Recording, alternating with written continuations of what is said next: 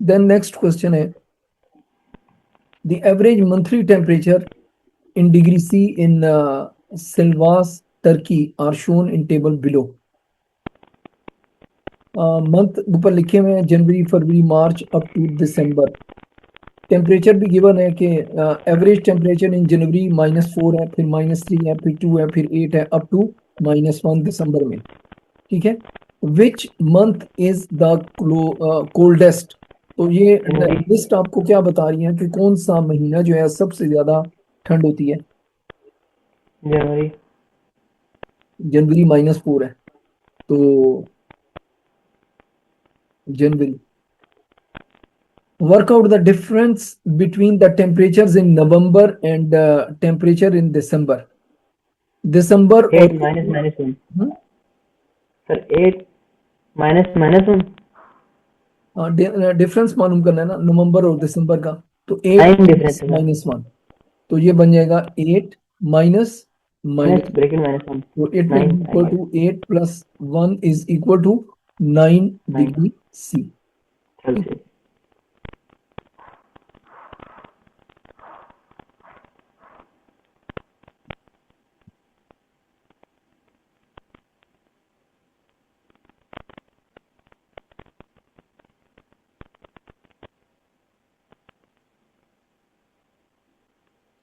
Find the median temperature.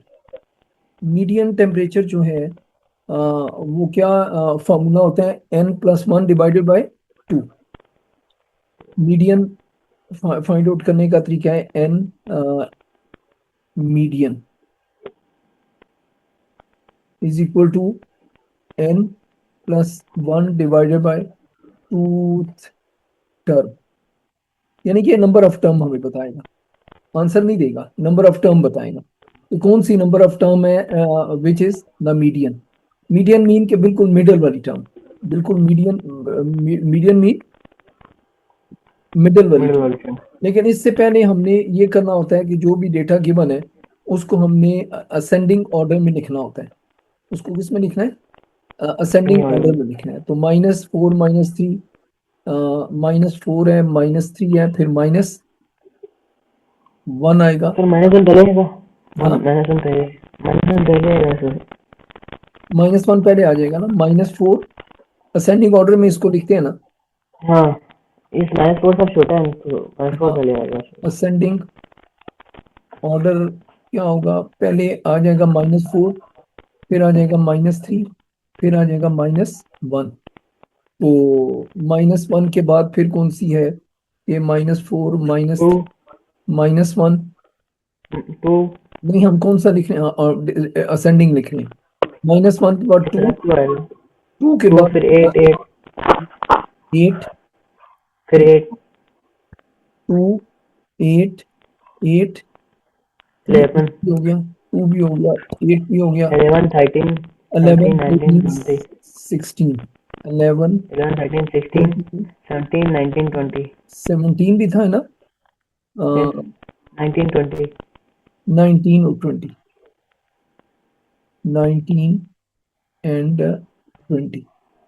तो ये n से मुराद it is the total number of, number of it is the total number of terms. Total number of terms हमारे पास कितनी है, जनवरी टू दिसंबर 1 2 3 4 5 6 7 8 9 10 11 12 है।